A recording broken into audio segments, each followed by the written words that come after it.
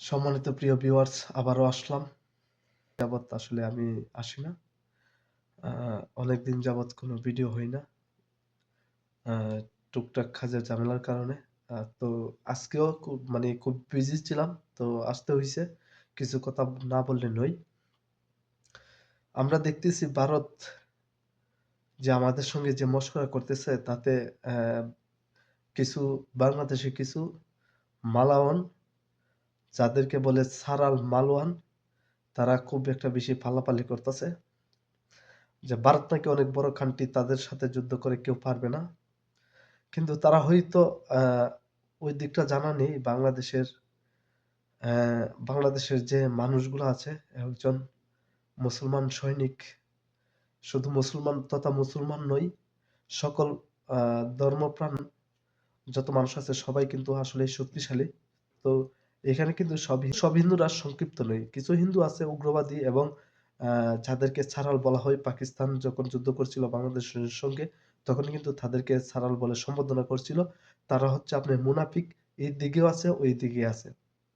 তাদের উদ্দেশ্য আমি বলতে চাই, আপনারা যে ভারতের যে দালালি করতেছেন, বাংলাদেশে যেভাবে অ্যা নাগরিকত্ব একটা সুবিধা পাচ্ছেন, এই সুবিধাটা কখনো ভারত পাবেন না। কারণ আমাদের পাশের বাড়ি অনেক মানুষ ভারতে বসবাস করে, তাদের কাছ থেকে আমরা জেনেছি। সো আমি এখনো আপনাদেরকে বলব, আপনাদের প্রতি দৃষ্টি আকর্ষণ করে বলব, এখন সময় আছে আপনারা একটু হুঁশিয়ার হন। কারণ মাতৃভূমি হচ্ছে মার থেকে আপনার যে গর্ভবতী মা তার থেকেও মাতৃভূমি এতটা আপন। আ যেমন আমরা কিন্তু পাকিস্তানের সাথে যখন যুদ্ধ করেছিলাম, তখন আমাদের কাছে তো এরকম কোনো অস্ত্র ছিল না। এখন আমাদের কাছে অস্ত্র আছে।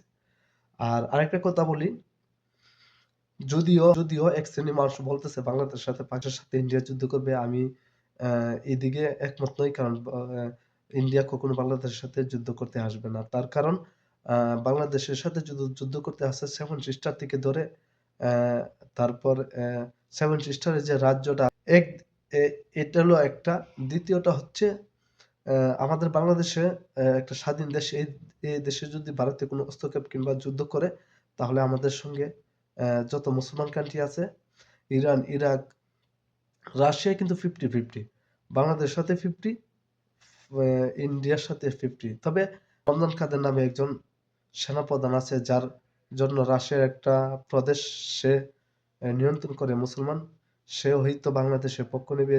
যে কারণে আমাদের জন্য রাশিয়ার থেকে আমাদের প্লাস পয়েন্ট আছে। সো আমরা মনে করি রমজান কাদের জন্য হয়তো সম্ভবত রাশিয়া আমাদের পক্ষ নিতে পারে। আর যুক্তরাষ্ট্রের কথা আমি আসলে জানি না। এই কয়েকটা মানে একমাত্র তাদের সাথে যদি কোন দেশ থাকে তাহলে শুধু একমাত্র যুক্তরাষ্ট্র থাকবে। আর বিশ্বের কোন দেশ থাকবে না।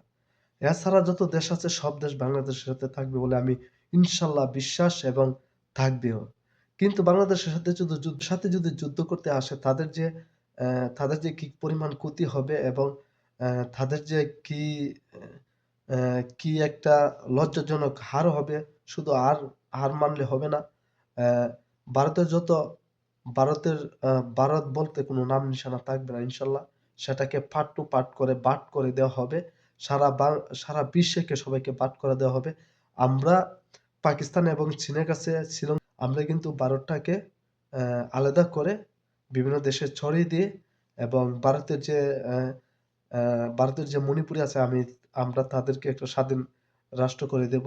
ভারতের সাথে যদি বাংলাদেশ যুদ্ধ হয় তাহলে একটা বাংলাদেশের জন্য অনেক প্লাস পয়েন্ট। কারণ 7 সিস্টার থেকে ধরে সবকিছু আলাদা যখন হয়ে যাবে, তো এইখানে অ্যা পার্ট টু পার্ট করে কলকাতা, আসাম, ত্রিপুরা, তারপরে এই সাইডটা 7 সিস্টার তো এক সাইডে আছে আর এই সাইডটা এদিকে আছে। তারপরে আপনার আছে শিখ প্রজাতি যারা আছে তাদেরকেও স্বাধীন করে দেওয়া হবে।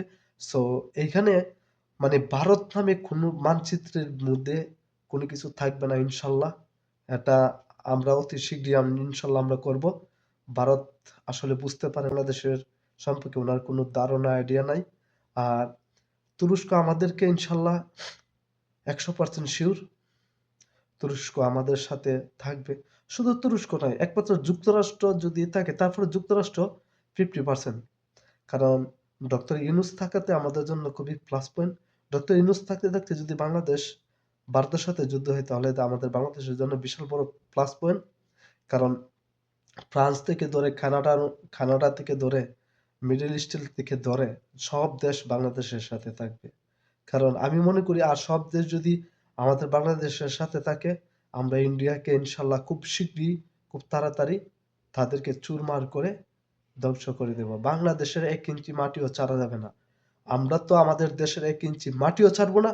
আমরা ভারতকে ইনশাল্লাহ দখল করব। এই বিশ্বাস আছে। বাংলাদেশের যত সকল ধর্মপ্রাণ মানুষ আছে সবার উদ্দেশ্যে বলতে চাই, কেউ কোনো বই পাবেন না। আমরা যখন পাকিস্তানের সাথে যুদ্ধ করেছিলাম আমাদের সাথে কোনো কিছুই ছিল না। কারণ আপনারা হয়তো বলতে পারেন যে আমাদের সাথে ভারত ছিল, ভারত আমাদেরকে হেল্প করছে। নো, ভারত আমাদেরকে হেল্প করেনি। ভারত আমাদেরকে আরো ক্ষতি করেছে। আমাদেরকে যখন বিভিন্ন দেশ থেকে ভালো, ভালো অস্ত্র দিয়েছিল, সেই অস্ত্রগুলি অ্যা ভারত রেখে আমাদেরকে পুরান অস্ত্র দিয়ে তাদের সাথে মোকাবেলা করিয়েছিল। সো আমরা কিন্তু এখনো বলি নাই। ভারত আমাদের কি ক্ষতি করেছে সেই A to Z যদি বলতে চাই তাহলে অনেক সময় দরকার। বাংলাদেশের যত বুদ্ধিজীবী ১৪ই ডিসেম্বর যত বুদ্ধিজীবী ছিল সবাইকে ভারত মেরেছিল। কারণ ভারতে চাচ্ছিল যে বাংলাদেশটা আমাদের দরকার।